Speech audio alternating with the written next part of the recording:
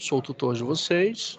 Vamos iniciar mais uma aula sobre a nossa rotina de saúde e segurança no trabalho, ok? Como sempre, vamos colocar agora o nosso vídeo institucional, para que a gente possa contextualizar algumas coisas. Posteriormente, nós vamos conversar um pouquinho sobre as nossas SAPs que precisamos entregar.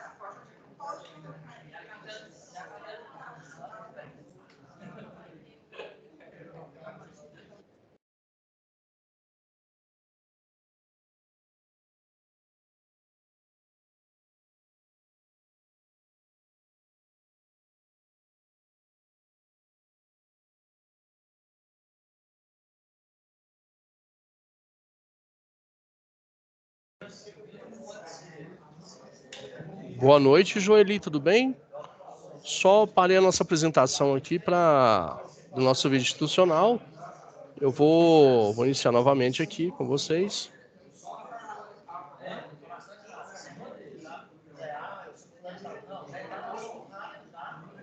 Isso, exatamente. Só um momento.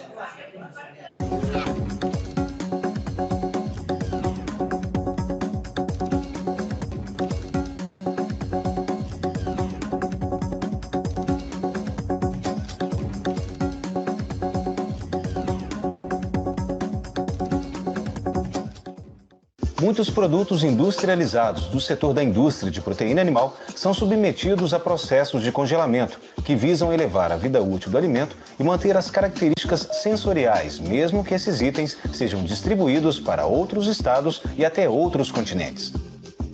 Durante o processo de produção e no final dele, existem câmaras frias onde você poderá trabalhar e que exigem que a sua atenção vá além do cuidado com a temperatura. Por aqui, a circulação de produtos é intensa, com tráfego de empilhadeiras e transpaleteiras.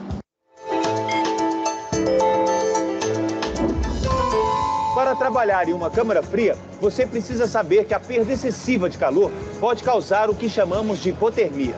Isso pode e deve ser evitado com o cumprimento das normas de segurança e saúde do trabalho e os procedimentos estabelecidos pela sua empresa. Para começar, só entre em uma câmara fria vestindo todos os EPIs indicados pela análise de risco. Para que não fique qualquer dúvida, quem entende do assunto vai explicar por que os EPIs devem ser utilizados.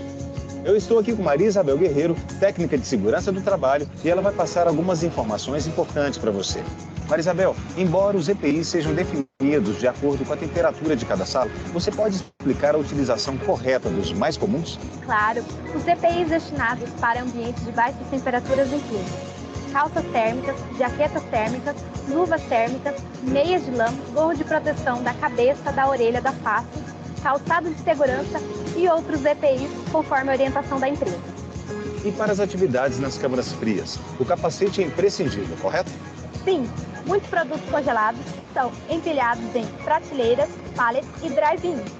E o capacete ajuda a proteger o trabalhador em caso de queda de algum material.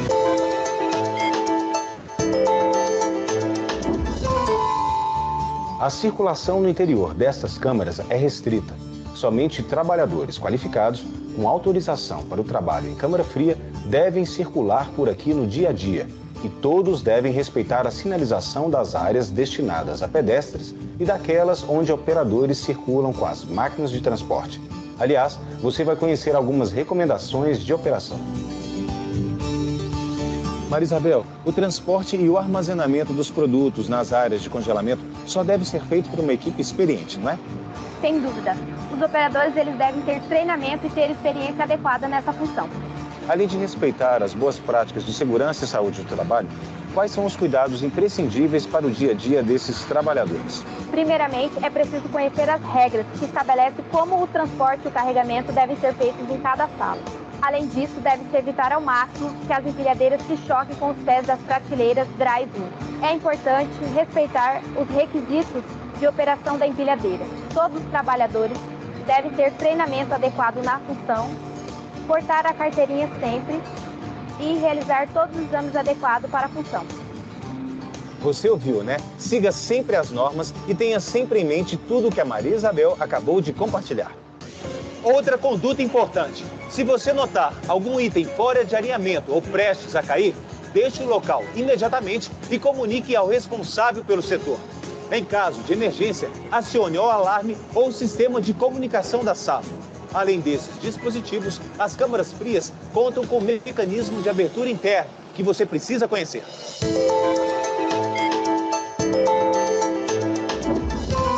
Se você atua em uma câmara fria ou movimenta mercadorias entre ambientes de temperaturas distintas, como as câmaras frias e áreas não climatizadas da indústria de proteína animal, por exemplo, deve seguir a pausa estabelecida pela equipe de segurança e saúde do trabalho. Esses procedimentos são muito importantes. Eles zelam pela sua saúde. O tempo de recuperação térmica segue uma tabela que leva em consideração a região onde a empresa está localizada, as temperaturas dos ambientes de trabalho e as jornadas que devem ser cumpridas. Procure seu supervisor para esclarecer os procedimentos da empresa onde trabalha. Para que ninguém esqueça, nos ambientes com temperatura abaixo de menos 18 graus, placas devem ser colocadas com a informação tempo máximo de trabalho no local, como essa aqui. As áreas de pausa térmica contam com assentos e água potável, então aproveite para se hidratar. É necessário cumprir as pausas térmicas. Em caso de dúvida, não se acanhe. Fale com o seu superior, ele vai lhe orientar.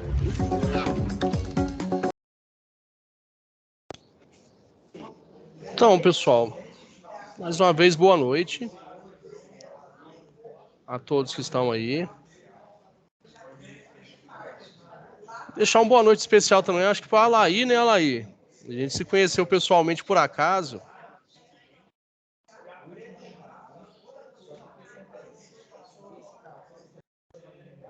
Sobe aqui. Então, a gente se conheceu por acaso, assim, a coisa mais aleatória do mundo. Boa noite. Boa noite. Rapaz, não foi nada combinado, hein? Não, acho que se tivesse combinado não dava certo, né? Não dava, não. Só que eu sou bom de memória, hein?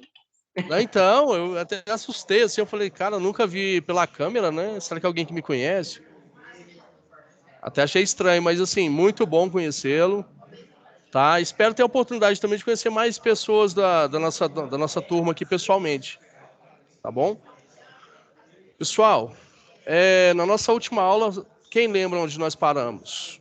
Do que a gente estava falando?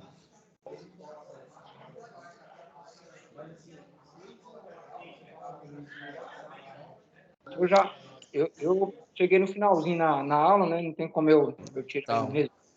A gente estava falando sobre os procedimentos com relação à investigação, 5 porquês, Pareto de Ishikawa, não é isso? Maria, Joeli. E a Maria saiu, só que eu chamei ela.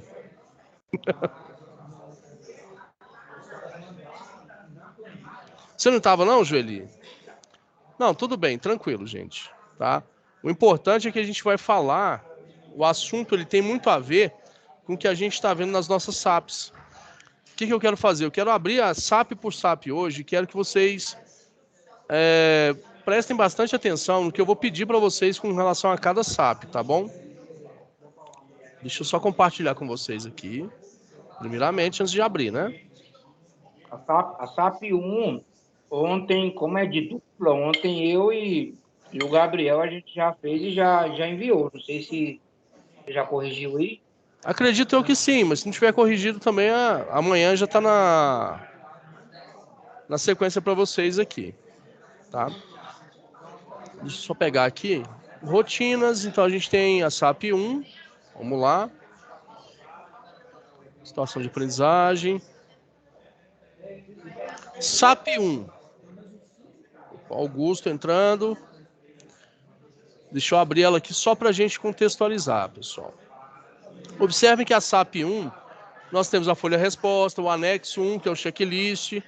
Mas o que é que me pede a SAP 1? Vamos lá. Vou até aumentar aqui para vocês verem. O que a gente visa primeiro com vocês, pessoal? Reconhecer a capacidade de vocês com relação à legislação aplicável no ramo de atuação nosso, né? Correlacionar itens exigidos pela legislação, identificar os riscos inerentes às atividades, identificar situações de risco grave iminente. O que é um risco grave iminente? É um risco que pode levar o trabalhador a uma lesão séria ou até mesmo à morte. Reconhecer técnicas de análises quantitativas e qualitativas. Gente, o que é quantitativa, o que é qualitativa? Quem aí sabe me falar? A quantitativa, ela é só aquela análise de visão, né? A qualitativa? Agora eu não sei se eu estou invertendo, né? Mas uma é só análise crítica de visão. Isso. E a outra é análise mesmo na prática, né? Uma, eu vou fazer o seguinte, vamos lá. Qualitativo. Quali. Vem de qualidade. Eu estou dando qualidade a alguma coisa. Tipo, eu bati o olho aqui agora, eu vi um carro vermelho. Qual que é a qualidade desse carro? É ser vermelho, certo? Agora eu vou lá e falo para você, olha, esse carro vermelho é uma Ferrari e ela faz de 0 a 100 em 4,5 segundos, consumindo 2 litros de combustível por quilômetro. O que eu dei agora? Quantidade. Eu dei quantidade de dados. Se fosse para você escolher, qual dos 2 carros você escolheria?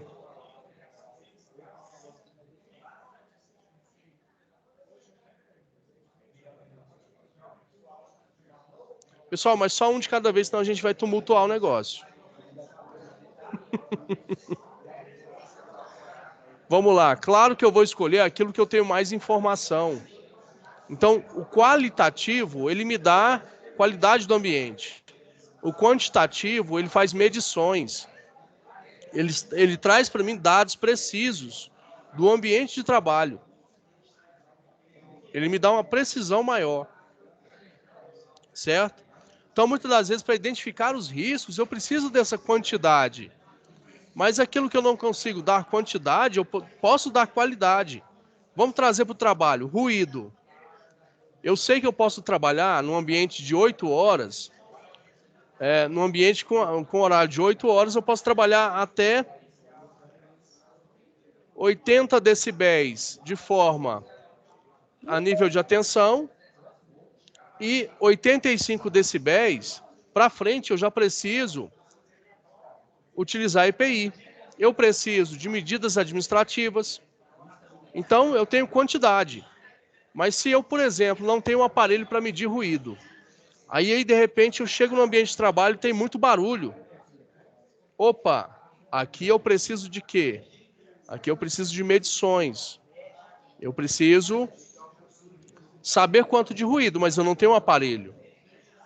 Então eu vou identificar pelo feeling que eu tenho. O que é? Saber que tem ruído.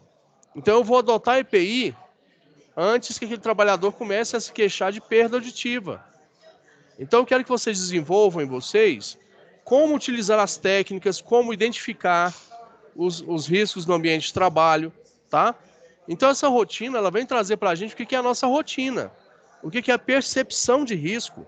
O que é perceber ao invés de ver. Tem gente que vê, mas não consegue enxergar. Então eu quero que vocês desenvolvam a percepção. O ato de perceber, tá? Essa percepção de risco, ela vai passar muito pelas UCs que a gente está fazendo. Essa UC agora de rotina, ela trabalha tudo que a gente vai fazer no ambiente de trabalho. Certo? Então, olha só, um estudo de caso. Prezado estudante, você foi contratado recentemente como técnico em segurança do trabalho da empresa Compact Metalúrgica S.A. Verificou que a empresa não dá muita importância para os aspectos de segurança no trabalho e de organização do local de trabalho. Desta forma, você montou uma cronologia de inspeções a serem feitas em 3 meses. Para este mês, você determinou que faria inspeção no setor de manutenção da empresa, porque na sua percepção, olha só, percepção, não é na sua visão, é na sua percepção. É um local que mais apresenta problemas e riscos. problemas e riscos. Também buscou compreender sobre a definição, os tipos, relatório, execução de inspeção de segurança, bem como riscos de acidentes.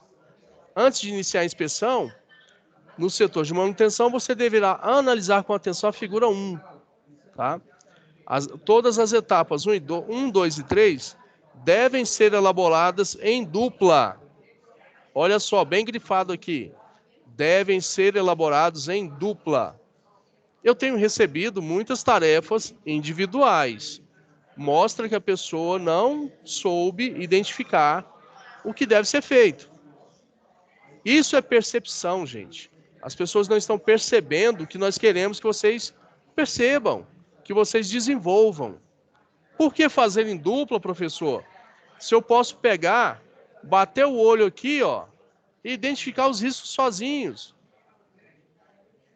Porque você não é uma ilha, você não vai trabalhar sozinho dentro da empresa. Você precisa aprender a trabalhar em conjunto. Ah, mas eu não faço online porque eu não tenho como encontrar as pessoas. Gente, olha só. Quantas pessoas nós temos aqui nesse momento? Vamos contar aqui, 5 pessoas. Né? Aqui poderíamos ter 2 duplas, aqui ficaria faltando uma pessoa entrar para a terceira dupla. Eu preciso encontrar pessoalmente para fazer algum trabalho? Ou eu posso utilizar a forma remota? Né? Eu posso utilizar o Teams também para poder fazer de uma forma remota. Tudo isso tem que ser pensado, pessoal. Né? Outro ponto de percepção. Analisar os setores. Né?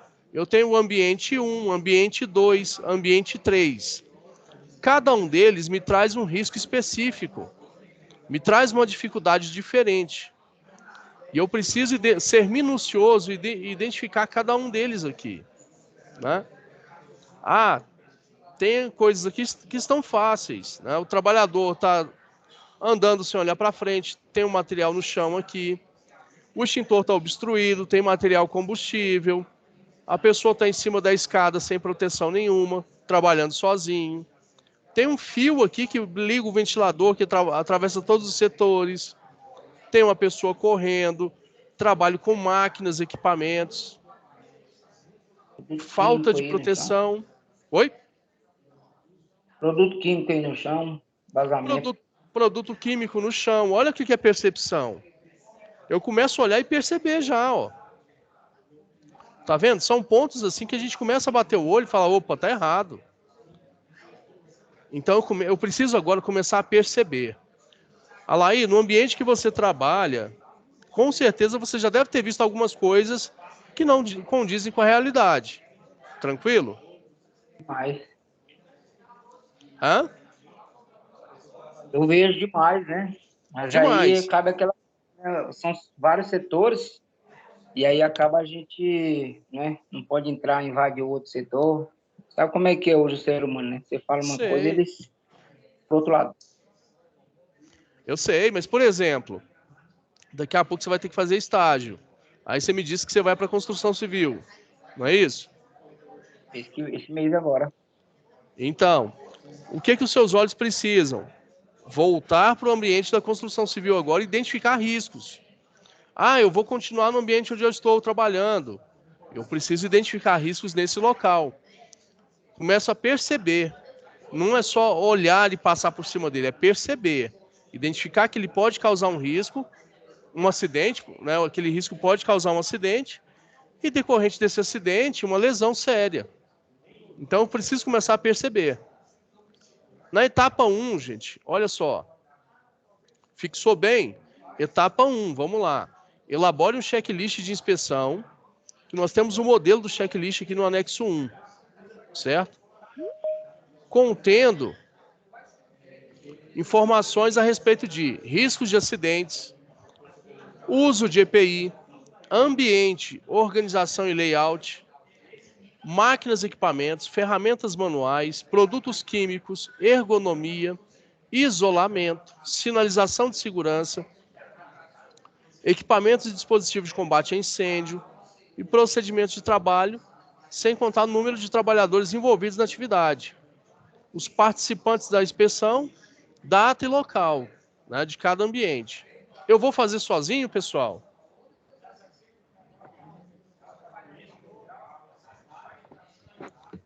Garotos, o que vocês Dupla. acham?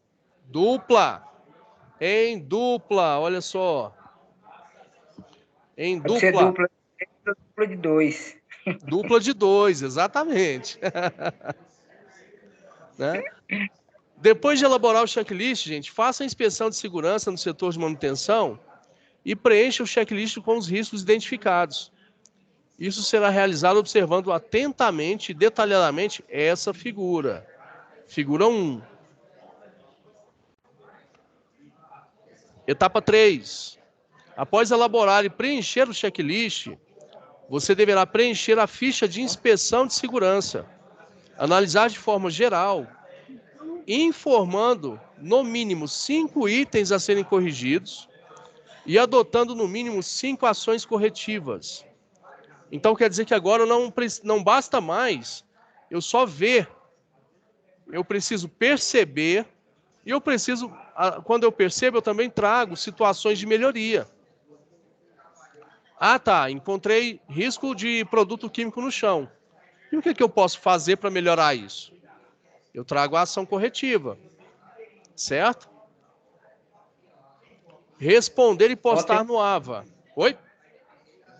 Só uma sugestão, professor. Pelo que eu entendi aqui ontem, eu e o Gabriel, a gente fez assim, né? Nessa parte aí, além da percepção, corrigir, né, e adotar as medidas. Só que a gente viu na sequência, cara, qual é a mais urgente, entendeu? De acordo com a urgência de cada item a ser corrigido, colocando prazos Perfeito. estipulados, 40, entendeu?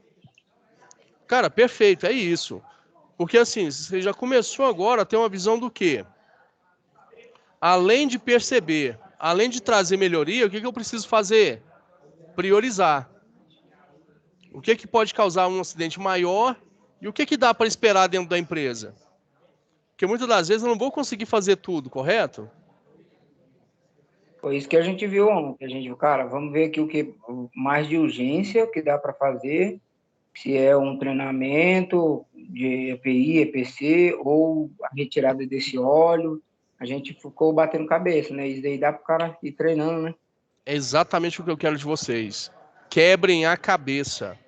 Situação de estudo de caso, principalmente em dupla ou em mais pessoas, exige muito de vocês. Por quê? São duas cabeças pensando diferente. São duas cabeças que olham para o ambiente de uma forma diferente. Então é essa visão que eu quero de vocês, entendeu? Tragam isso para mim. Isso vai enriquecer demais vocês, pessoal. Tranquilo até aqui? Foi perfeito. Dupla, gente, não esqueçam, sempre em dupla. Eu recebi algumas que lá o pessoal colocava assim: ah, aqui eu preciso disso, disso e disso, e aí tava só o nome dele. Preencheu bonitinho, mas só o nome da pessoa. Não teve como, não conseguiu fazer, não tentou, tentou e não conseguiu, né? Não encontrou uma pessoa que pudesse fazer com você e não quis atrasar a sua SAP, eu vou aceitar? Eu vou aceitar, tranquilo. Eu entendo a dificuldade de todo mundo. Mas assim, enriquece mais para você se você buscar esse entendimento com outra pessoa. Se buscar essa visão com outra pessoa, entendeu? É nesse sentido que eu quero que vocês estudem. Estudem em dupla, troquem ideias com colegas. Cara, daqui a pouco esse colega que você está trocando ideia pode ser o seu parceiro numa futura empresa.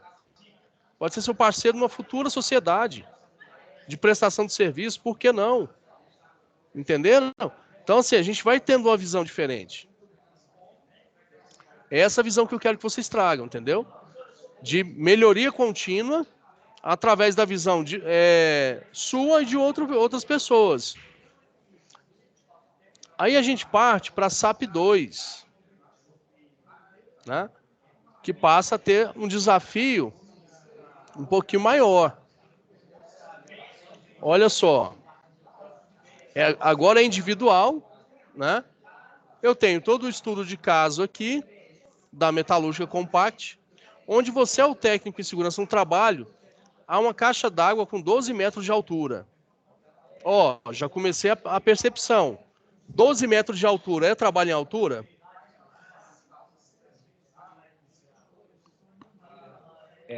Já vai em R35, né? Isso, olha a percepção, já começou aqui, 12 metros de altura, né? Que é utilizada no abastecimento do Parque Fabril, também no sistema de combate a incêndio. Então eu já percebi que elas são compartilhadas, não é isso? A partir daqui eu já posso começar a entender como que funciona esse compartilhamento. Eu já posso começar a pesquisar como que uma pessoa utiliza a caixa d'água para consumo próprio e ao mesmo tempo ela serve de reservatório. Tem um esqueminha aí que é feito, que ainda não entendo, mas eu preciso entender. Porque não pode faltar água para combate a incêndio, pode?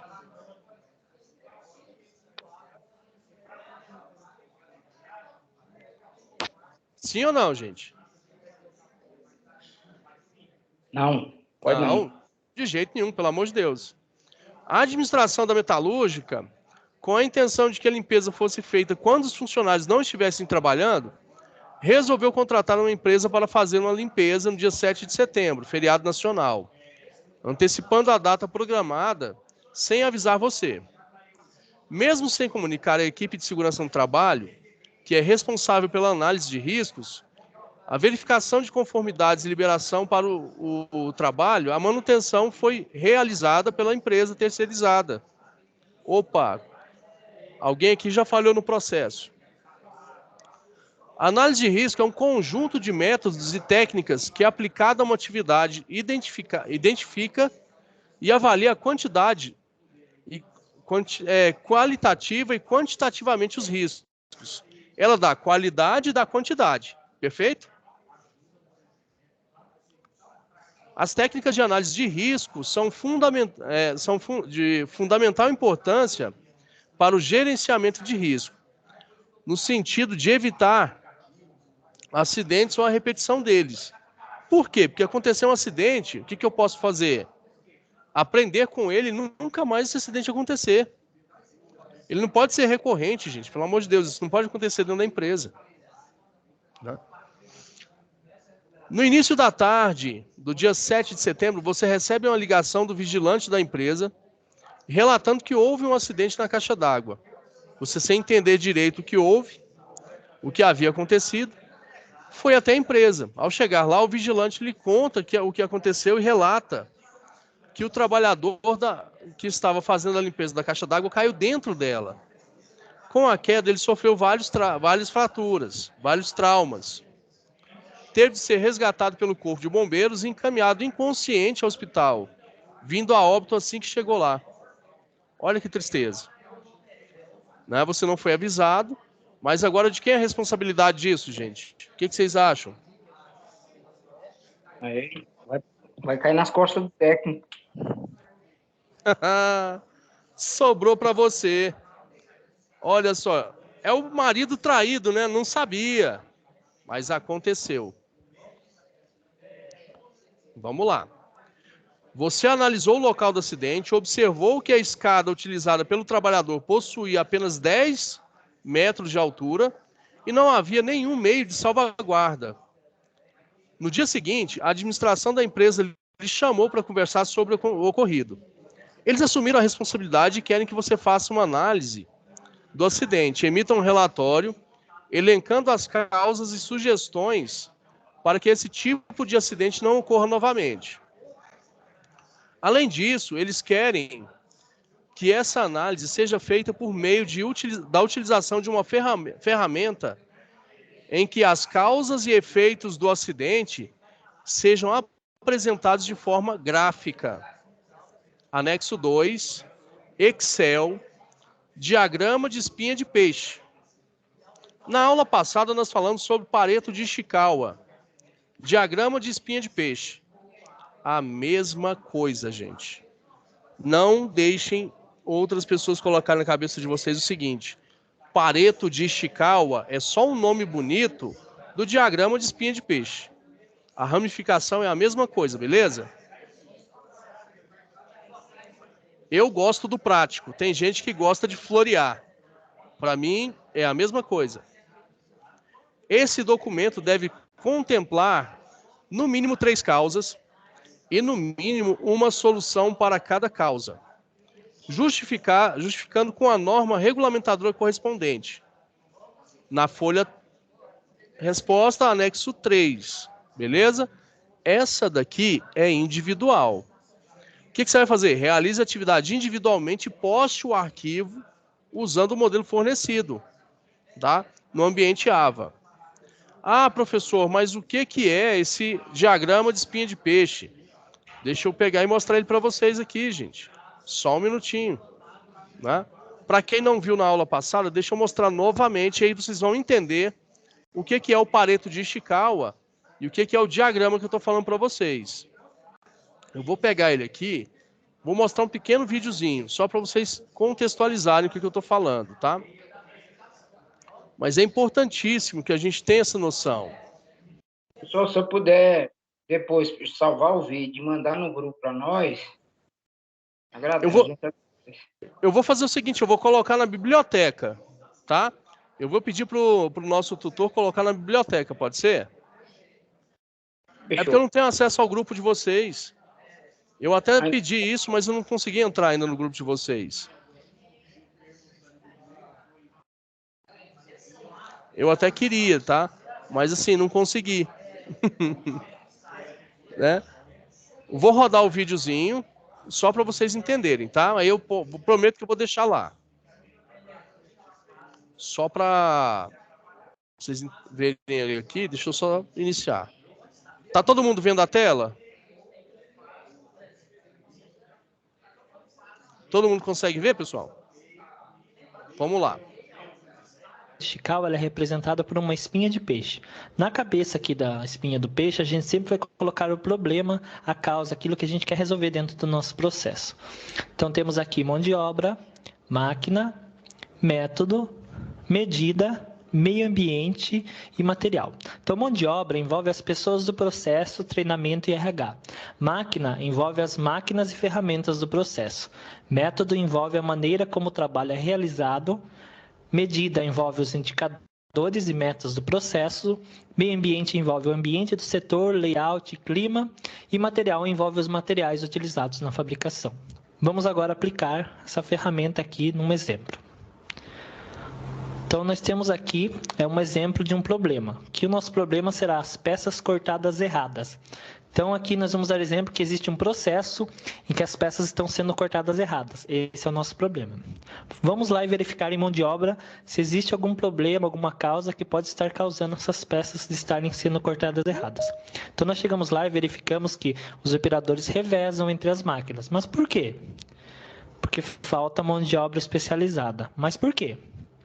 Porque o pessoal está sem treinamento. Então, nós conseguimos identificar aqui que se nós resolvermos treinar o pessoal, nós eliminaremos as outras duas causas. Então, essa setinha aqui em cima, pessoal, de legenda, onde tem um porquê, uma setinha vermelha e um portanto, uma setinha verde, ele nos ajuda a identificar a causa raiz de cada setor aqui, de cada problema. Então, vamos dar um exemplo aqui. Os operadores revezam entre as máquinas porque falta mão de obra especializada, porque o pessoal está sem treinamento. Se lermos ao contrário, pessoal sem treinamento, portanto, falta mão de obra especializada, portanto, os operadores revezam entre as máquinas. Isso, pessoal, facilita bastante a gente identificar as causas aí dos problemas. Na máquina aqui, então temos a serra amassada, temos a falta de lubrificação no eixo e falta de manutenção preventiva. Então, aqui é a mesma coisa. A serra está amassada porque falta lubrificação no eixo, porque falta manutenção preventiva. Falta manutenção preventiva, portanto, faltou a lubrificação no eixo, portanto, a serra amassou. Na terceira parte aqui, vamos analisar o método. Então, aqui no método, a gente viu lá que o método de corte ele permite erros. Mas por quê? Porque o corte é manual. Por quê? Porque ainda não existe um gabarito. Na quarta fase aqui, medida, a gente foi lá e verificou que não existem indicadores de processo. Mas por quê? Porque falta padronização das atividades. Em relação ao meio ambiente, a gente verificou que o piso lá do setor é baixo e dificulta o encaixe da peça na máquina. Mas por quê? Porque existe um degrau no setor. Terceiro aqui, pessoal, o último aqui, o sexto, o material escorrega na esteira. Por quê? Porque o material tem uma superfície lisa. Por quê? Porque a entrega é feita pelo fornecedor mais barato, ou seja, o material é mais barato, mas ele acaba escorregando aí na hora da máquina cortar.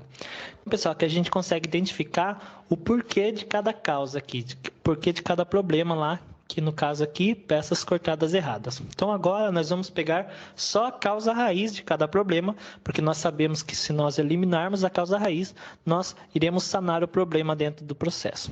Então aqui, o primeiro problema identificado é pessoal sem treinamento. Segundo, falta de manutenção preventiva. O terceiro, não existe um gabarito no processo. O quarto, falta padronização das atividades. O quinto, existe um degrau no setor.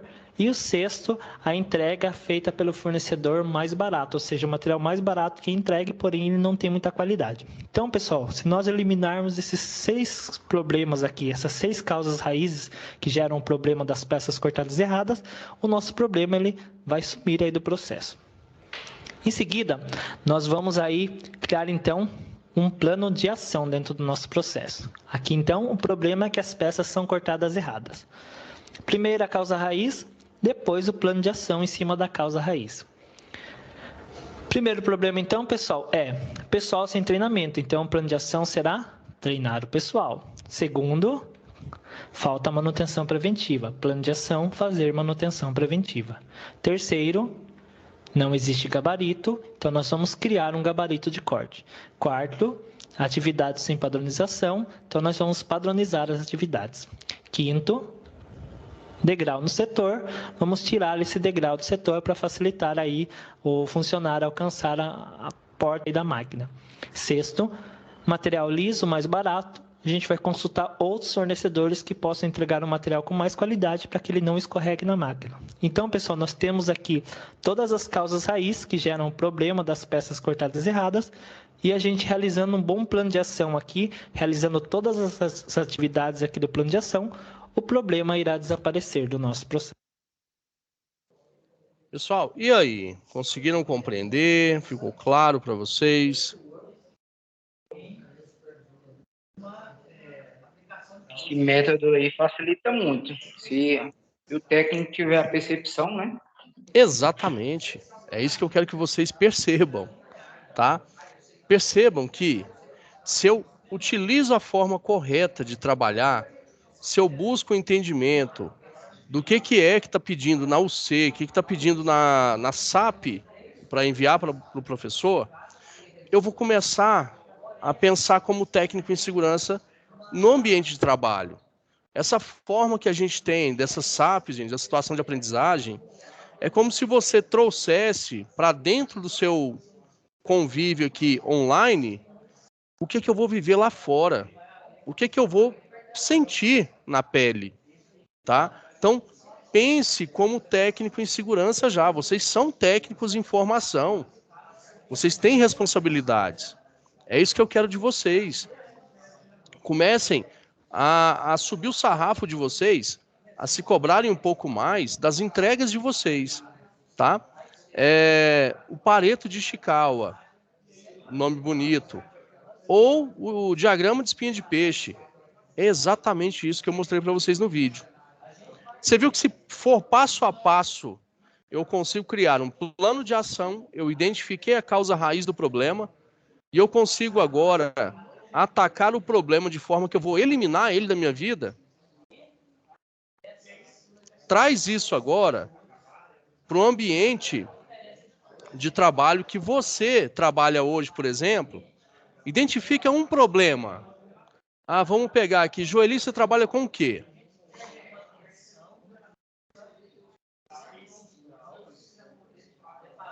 Ela está escrevendo aqui, pessoal.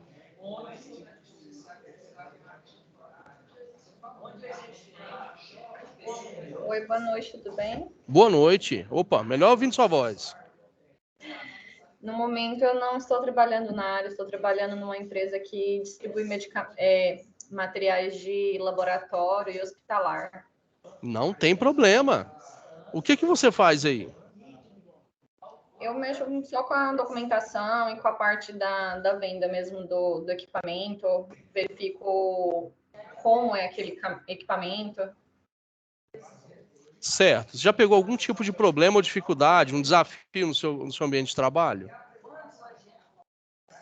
Por enquanto, não. Comecei recentemente na empresa, o que eu observei lá, assim, são algumas coisinhas básicas, de um ambiente bem pequeno, simples mesmo, como escada, corrimão, extintor, essas coisas mais básicas.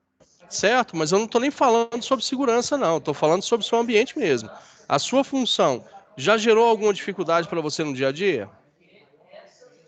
Ainda não. Realmente eu Não? comecei tem pouquinho tempo, ainda não deu tempo. Bacana. Sempre quando você encontrar uma dificuldade,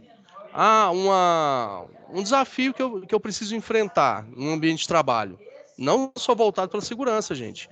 Lembre-se que é uma ferramenta de qualidade, tá? Joga isso no diagrama e comece a perguntar por quê. Por que disso? Por que daquilo?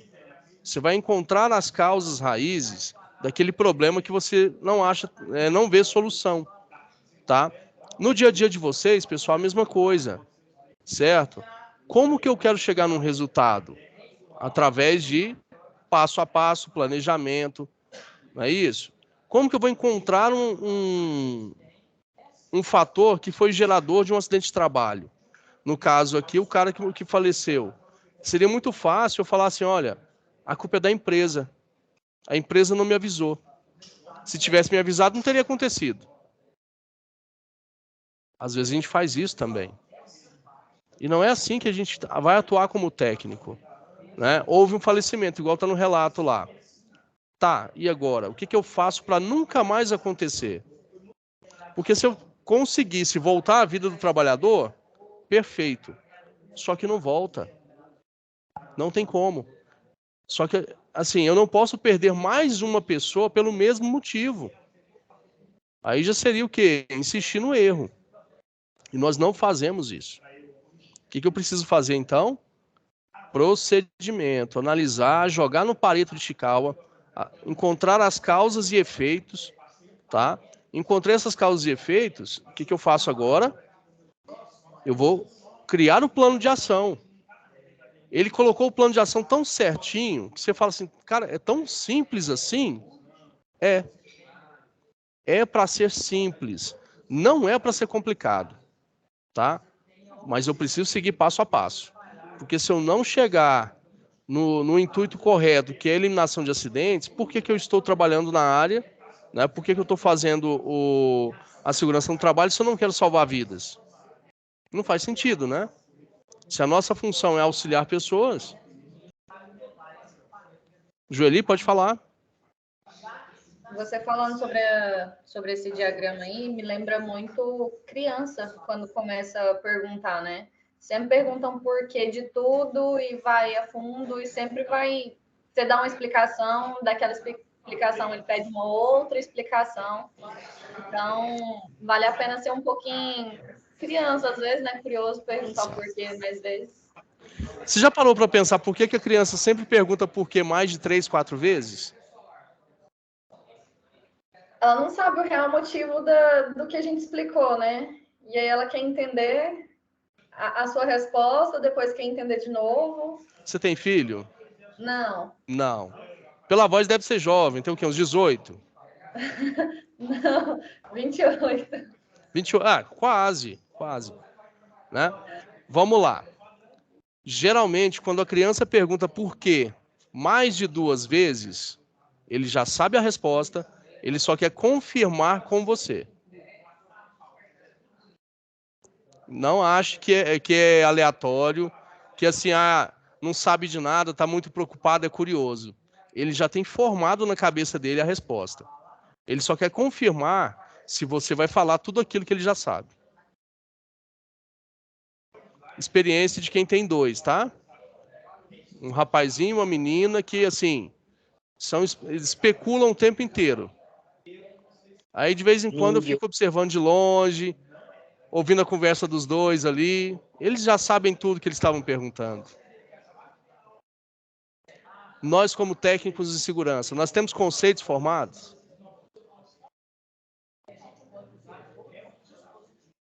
Temos, não temos? Sim ou sim, pessoal?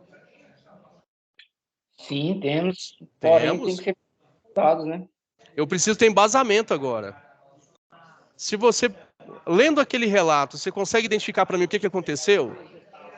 Houve uma negligência, o cara entrou sem treinamento, sem equipamento, sem treinamento e morreu afogado. Isso é um fato, não é?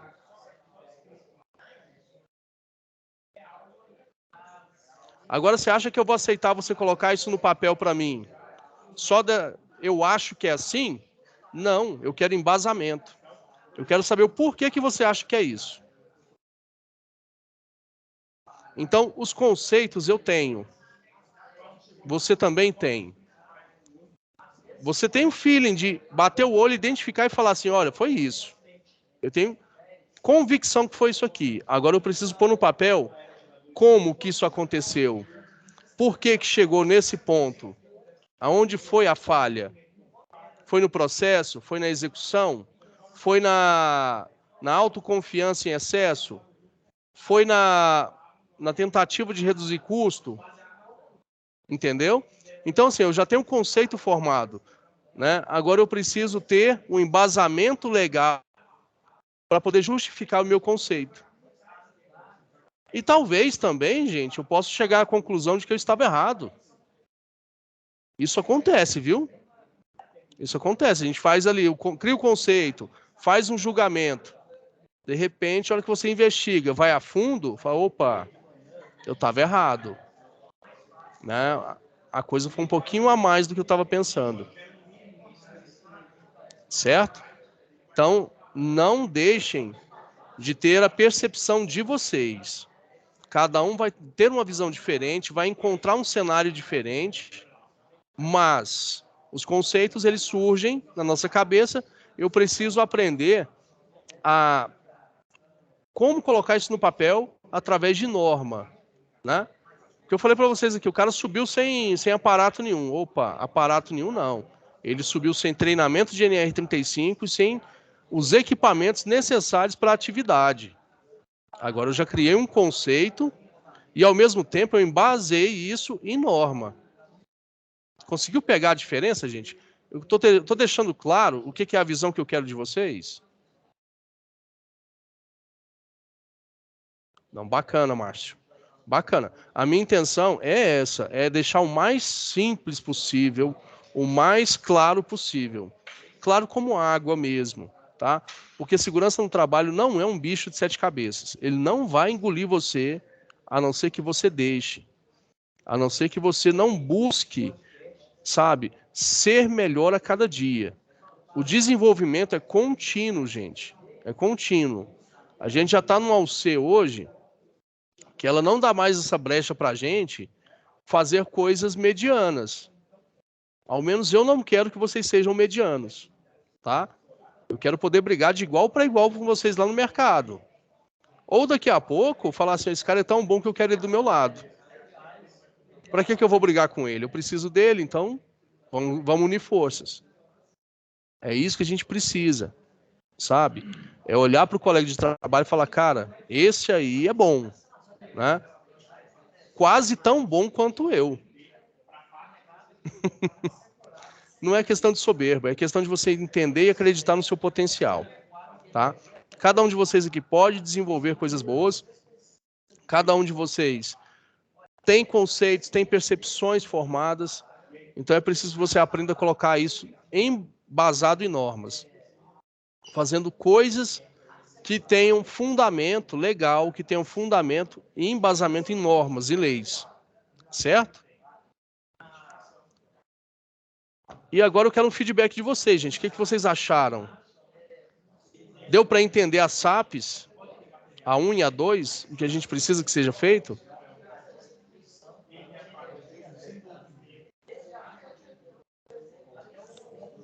Clarinho para vocês, tranquilo? Ótimo, Joeli, ótimo. Não estou criticando, tá, gente? os trabalhos feitos anteriormente. É que um dia, não sei se eu falei com vocês já, se eu não falei, eu vou falar sobre um método chamado método ágil. É uma ferramenta de qualidade que eu vou montar uma apresentaçãozinha e vou mostrar para vocês, tá? Para vocês entenderem o que é um método ágil. O método ágil, a principal frase que eu gostei nesse método, quando eu aprendi, sabe qual que é? Se você não tem vergonha da sua primeira entrega, você está fazendo errado. O que é isso? Né? Quando eu estava aprendendo, era o meu limite? Perfeito, nota máxima. Mas no estágio que eu estou hoje, eu evoluí, então eu tenho que ter vergonha daquilo que eu fiz no passado, quando eu estava aprendendo. Agora eu sou especialista. E lá na frente, quando você tiver lá seus 10 anos de carreira, né, atuando no mercado em vários segmentos, e olhar para o que você entregou hoje, e falar assim, caramba, olha que evolução, olha o quanto eu cresci. Entendeu? Porque assim, ser mediano não serve, gente. Eu tenho certeza que não é o que vocês querem. Tá? Busque intensidade, seja bom, tá? Ah, mas eu vou ser melhor que o outro. Não, seja o melhor que você pode fazer. E eu confio nas entregas de vocês. Tanto confio que vocês podem começar a colocar as SAPs de vocês para avaliação, que eu vou, com o mesmo critério que eu estou falando para vocês aqui, o mesmo empenho, tá? Eu vou avaliar vocês, vou dar o feedback necessário. E se você quiser me procurar particularmente para entender melhor, estou à disposição, tá? Para a gente melhorar continuamente. É um compromisso que eu tenho com vocês, gente. Melhoria contínua. Tanto da minha parte quanto da de vocês. Perfeito? Gente, eu vou encerrar com vocês então. Tá? Valeu, professor. Boa noite. Opa, boa noite, gente. Se alguém tiver alguma dúvida, pode perguntar. Senão, a gente encerra por aqui. Só pode falar, contar um detalhe aqui que aconteceu, que até para os meninos ouvir aí, para assim, servir de incentivo. Perfeito. O ocorrido que aconteceu naquele dia que você foi lá, que a gente se topou, olha só o que eu ouvi. Você estava lá com aquela pessoa que estava com você, ela é do administrativo daquela empresa. A empresa é um grupo, né? Lá é só um CNPJ, uma empresa dentro da empresa. Um CNPJ dentro da empresa. São vários CNPJ do grupo. E aí ela falou para mim, poxa, Lei, tu faz e tal? Eu faço, cara, faço técnico de segurança. Ah, beleza. Aí ela falou assim, menina. Aí eu acho que tinha uns 3, 4 colaboradores lá. Falou assim, o quarto vai deixar de ganhar bem aqui para ganhar menos. Aí falou assim, sabe? Aí, cara, eu não respondi. Na hora eu travei assim, porque a vontade foi de dar uma resposta bem, sabe? Não precisa. Não sabe o que está falando, ela não tem entendido o que é. E aí, pelo outro lado, eu pensei, poxa, tá querendo, assim, a galera vai pensar assim, cara, pô, o cara vai uma coisa que vai bem menos que aqui. Aí eu vou ficar calado aqui, vou caçar uma resposta. Bom, eu vou ter uma resposta para ela. Sabe qual resposta você vai dar para ela? O seu silêncio e a sua vitória depois. É isso aí. Sabe, a nossa vitória, ela ecoa muito mais do que qualquer palavra que a gente pode falar. E eu sei quem que você está falando, entendeu? E assim, é a visão que o pessoal tem da gente mesmo. Mas posso contar para vocês aqui, fora a aula, gente, se fosse só dinheiro, você ia vender laranja. Você poderia vender laranja, você ia faturar uns 5, 6 mil reais aí, dependendo do seu empenho. Trabalhando dia e noite, sabe? Mas sem propósito nenhum, só dinheiro, tá? Quando a gente faz segurança no trabalho, eu tenho algo além. Eu espero que vocês tenham, tá? É a visão de poder ajudar pessoas, é a visão de ter uma profissão futura que daqui a pouco eu posso desenvolver, não sendo só técnico em segurança. Eu tenho vários colegas que estão do meu lado aqui, hoje são engenheiros de segurança no trabalho, engenheiros ambientais, engenheiros mecânicos, tá? E se você não quiser fazer engenharia, tá tudo bem. Faça um outro curso, só não pare. Faça um curso que vai te fazer bem, tá? E a segurança no trabalho, ela vai te dar uma percepção e abrir uma visão para você de mundo que, assim, não tem igual. Não tem igual. Tá bom? Eu, assim, o que o Alaí tá falando, a gente se encontrou numa empresa onde ele trabalha. É só uma empresa que eu presto serviço no período da manhã. Tá? Eu tenho uma empresa de consultoria, eu trabalho no mercado já há 15 anos, então eu posso dizer para vocês assim com total convicção, dentro do que eu me propus a trabalhar com relação à segurança no trabalho, eu aprendi a fazer bem feito, tá? Eu aprendi os caminhos que a gente precisa, não só para trabalhar para uma empresa fechada, mas também empreender. E eu também aprendi que eu posso ser bem-sucedido naquilo que eu faço. Então eu gosto muito de estar aqui com vocês. Eu gosto muito de estar passando conhecimento. E eu tenho certeza que vocês também vão despertar isso em vocês. E daqui a pouco vocês vão ter essa resposta para uma pessoa que virar para você e falar: mas você vai ganhar menos como técnico em segurança? Fala assim, quanto você acha que eu ganho? Ou talvez não precisa nem falar nada. Deixa o seu sucesso, gente, fazer barulho na cabeça desse pessoal. Entenderam? É isso que eu quero de vocês. Se vocês acreditarem no que eu estou falando, vocês podem contar comigo durante o curso, pode contar comigo depois do curso, o que eu puder ajudar vocês, tá? Não sei se eu deixei aqui no chat o meu telefone, o contato na última aula. Se não deixei, eu posso deixar depois para vocês, sem problema nenhum. A minha intenção, gente, é formar parcerias, é formar profissionais de mercado, que daqui a pouco a gente vai estar aí no mercado juntos, entendeu? Eu não gosto de concorrência, eu gosto de parceria. Eu acho que todo mundo pode se ajudar e todo mundo ganha dinheiro. Dinheiro é consequência, dinheiro não é objetivo de vida. O dia que a gente entende isso, aí você começa a ganhar dinheiro de verdade. Porque ele passa a ser só o resultado daquilo que você faz bem feito. Tranquilo, pessoal? Então fica a dica para vocês aí e até uma próxima aula. Segunda-feira que vem a gente está junto de novo. Pessoal, um abraço a todos. Fiquem todos com Deus aí. Até a próxima aula. Professor, boa noite. Boa noite.